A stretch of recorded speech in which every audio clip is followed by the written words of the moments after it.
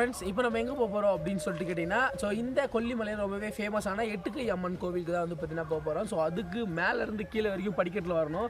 இங்கேருந்து அதோ இருக்குது பார்த்தீங்கன்னா, அந்த இடத்துக்கு பார்த்தீங்கன்னா நம்ம நடந்து படிக்கட்டு வழியாக தான் போனோம். வாங்க அந்த கோயிலுக்கு போயிட்டு என்ன இருக்குது அப்படின்றத நான் உங்களுக்கு காமிக்கிறேன்.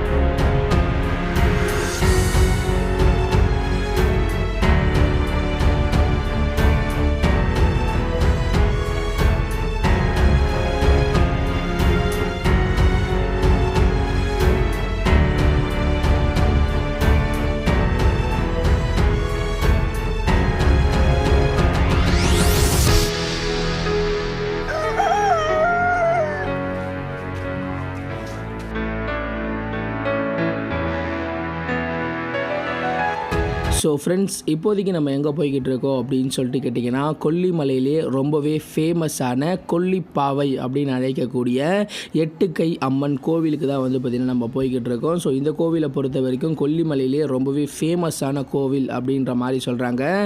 இந்த கோவிலில் நிறைய மக்கள் பார்த்திங்கன்னா நிறைய வகையான வழிபாடுகளை நடத்துகிறாங்க அப்படின்ற மாதிரி சொல்கிறாங்க. இந்த கோவிலுக்கு நம்ம வரணும் அப்படின்னா கிட்டத்தட்ட பார்த்திங்கன்னா படிக்கட்டு இறங்கி அங்கேருந்து கொஞ்சம் தூரம் நடந்து வந்து அப்புறம் தான் பார்த்திங்கன்னா இந்த கோவில் பார்த்திங்கன்னா நம்ம அடைய முடியும்.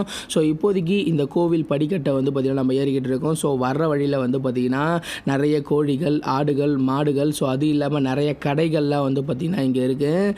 இப்போதைக்கு இந்த கோயிலுக்குள்ளே போயிட்டு எந்த மாதிரி இருக்குது அப்படின்றத டீட்டெயில்டாக பார்த்திங்கன்னா நம்ம கவர் பண்ணலாம் வாங்க.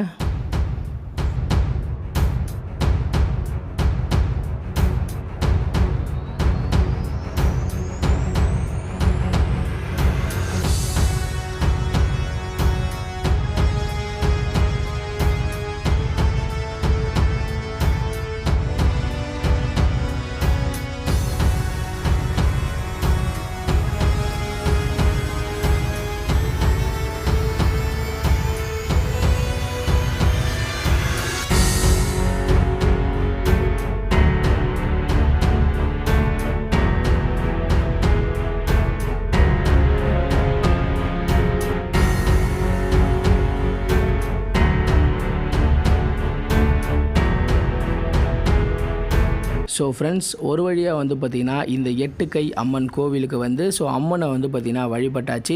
வழிபட்டதுக்கப்புறம் இந்த கோவிலை பார்க்கும்போது ரொம்பவே ஆச்சரியமாகவும் ரொம்பவே அமானுஷ்யமாகவும் பார்த்திங்கன்னா இருந்துச்சு. குறிப்பாக பார்த்திங்கன்னா இந்த கோவிலில் மக்கள்கள் நிறைய வகையான நேர்த்தி கடனை பார்த்திங்கன்னா செய்கிறாங்க. அதுலேயும் குறிப்பாக பார்த்திங்கன்னா பூட்டு கட்டுறது, அலுமினியம் தகட்டில் பார்த்திங்கன்னா எழுதி இங்கே கட்டுறது, இது இல்லாமல் நிறைய துணிகளை வச்சு இந்த இடத்துல இந்த இடம் பார்க்குறதுக்கே பார்த்திங்கன்னா ரொம்பவே அமானுஷ்யமாகவும் ரொம்பவே அபூர்வமாகவும் இருந்துச்சு அப்படின்ட்டு சொல்லலாம். இங்கே இருக்கிறவங்க கிட்ட கேட்டு தெரிஞ்சுக்கிட்டதில் இங்கே நிறைய வகையான நேர்த்தி கடன் செய்கிறாங்க. குறிப்பாக பார்த்திங்கன்னா இங்கே பார்த்திங்கன்னா பூட்டு பார்த்திங்கன்னா கட்டுறாங்க. இந்த சாமியை வேண்டிக்கிட்டு பூட்டு கட்டுறாங்க. அது எதுக்கு அப்படின்னு சொல்லிட்டு கேட்டிங்கன்னா, நிறைய நிலத்தகராறு, நிறைய பிரச்சனைகள் இருக்கிறவங்க பார்த்திங்கன்னா இந்த கோவிலில் வேண்டிக்கிட்டு பூட்டு கட்டினாங்க அப்படின்னா அந்த பிரச்சனைலாம் தீரும் அப்படின்னு சொல்கிறாங்க. அதே சமயம் பார்த்திங்கன்னா குழந்தை இல்லாதவங்க நமக்கு ஏதாவது பிரச்சனை அப்படின்னா அதை ஒரு அலுமினியம் தகுடோ இல்லை ஒரு பேப்பர்லையோ அதை எழுதி இந்த கோவிலில் கட்டணும் அப்படின்னா அது கூடிய சீக்கிரமே பார்த்திங்கன்னா நிறைவேறும் அப்படின்னு சொல்கிறாங்க. குழந்தை இல்லாதவங்களாம் இங்கே இருக்க இந்த அலுமினியம் தகட்டில் அவங்களோட பிரச்சனையை எழுதி கட்டினாங்க அப்படின்னா அதை கூடிய சீக்கிரத்தில் பார்த்திங்கன்னா இந்த கொல்லிப்பாவை எட்டுக்கை அம்மன் தீர்த்து வைக்கும் அப்படின்ற மாதிரி சொல்கிறாங்க. இது இல்லாமல் பார்த்திங்கன்னா இதே கோவிலில் பார்த்திங்கன்னா நிறைய துணிகளை வச்சு இங்கே ஒரு நேர்த்திக்கடன் மாதிரி பண்ணிகிட்டு இருக்காங்க. பிரிஞ்சு போன கணவன் மனைவிகள், பிரிஞ்சு போன ஃப்ரெண்ட்ஸு, அதே மாதிரி பிரிஞ்சு போன உறவுகள், அவங்க எல்லாரையும் திரும்ப சேர்க்கணும் அப்படின்னா அவங்களோட துணிகளை எடுத்துகிட்டு இங்கே இருக்கிற சூளத்தில் பார்த்திங்கன்னா கட்டி வச்சோம் அப்படின்னா அந்த பிரிஞ்சு போனவங்க பார்த்திங்கன்னா ஒன்றா சேருவாங்க அப்படின்ற மாதிரி சொல்லப்படுது. அந்த மாதிரி பல வகையான வழிபாடுகள் இங்கே நடத்துகிறாங்க அப்படின்ற மாதிரி சொல்லப்படுது. இந்த கோவிலை பார்க்கும்போது ரொம்பவே அமானுஷ்யமாகவும் ரொம்பவே ஆச்சரியமாகவும் பார்த்திங்கன்னா எனக்கு இருந்துச்சு. இந்த கோவிலை பற்றி நிறைய விஷயங்கள் இருக்குது. அதை டீட்டெயிலாக நம்ம அடுத்தடுத்து பார்க்கலாம் வாங்க.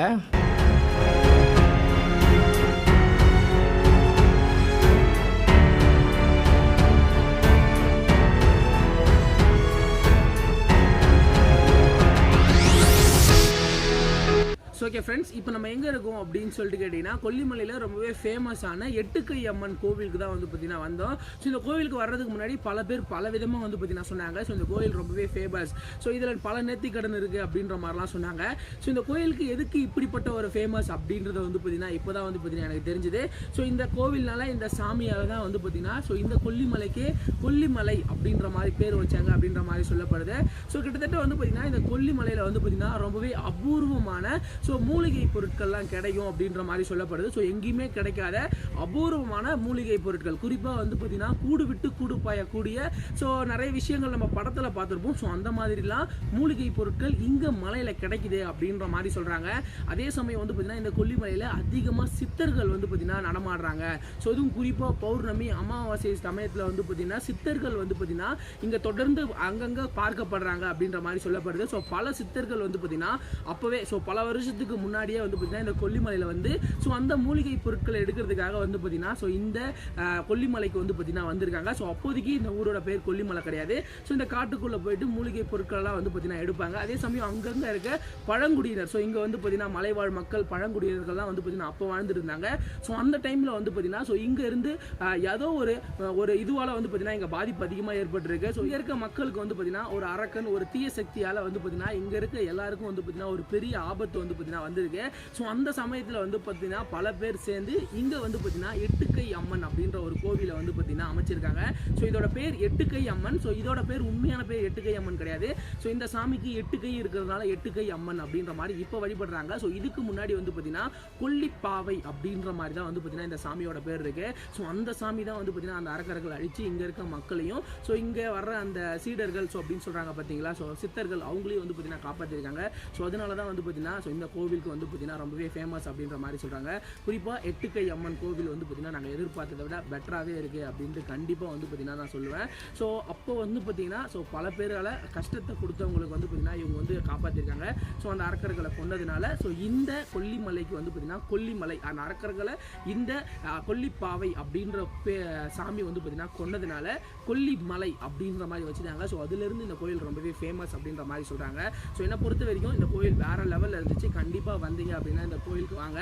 ஸோ இது உண்மையாக பொய்யா அப்படின்றதான் தெரியாது. ஸோ இப்போதைக்கு இதை தான் வந்து பார்த்தீங்கன்னா இங்கே சொல்கிறாங்க. அதே சமயம் உள்ளே வந்து பார்த்தீங்கன்னா நேர்த்திக்கடன் வந்து பார்த்தீங்கன்னா நடத்துகிறாங்க.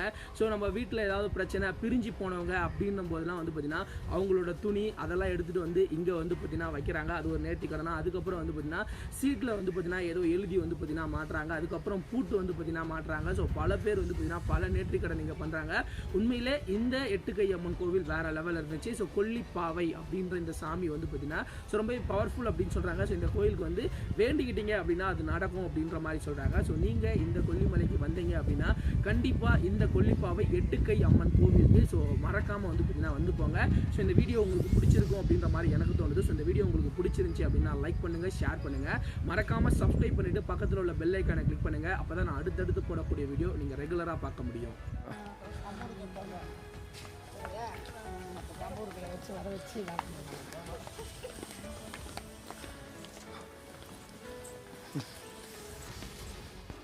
ஸோ ஃப்ரெண்ட்ஸ், இந்த கோவிலை பொறுத்த வரைக்கும் நாங்கள் காலையில் ஒரு 8-8:30 மணிக்கெலாம் போனோம். ஸோ அதனால வந்து பார்த்திங்கன்னா பெருசாக கூட்டம் இல்லை. ஸோ என்னடா கூட்டம் இல்லை, ஃபேமஸான கோவில் அப்படின்னு சொல்கிறாங்களேன்னு சொல்லிட்டு நாங்கள் நினச்சோம். ஸோ ஃபைனலி உள்ளே போயிட்டு நாங்கள் சாமிலாம் கும்பிட்டுட்டு ஸோ நாங்கள் வெளியில் வந்தோம். வெளியில் வரும்போது தான் எங்களுக்கு தெரிஞ்சுது, நாங்கள் போன டைமில் தான் இந்த கோவிலே வந்து பார்த்திங்கன்னா ஓப்பன் பண்ணியிருக்காங்க. ஸோ இந்த கோவிலை முடிச்சுட்டு நாங்கள் வெளியில் வரும்போது ஒரு 9:30 மணி இருக்கும். ஸோ அந்த சமயத்தில் நிறைய பேர் வந்து பார்த்திங்கன்னா ஸோ இந்த சாமியை வழிபடுறதுக்காக வந்து பார்த்திங்கன்னா போய்கிட்டு இருக்காங்க.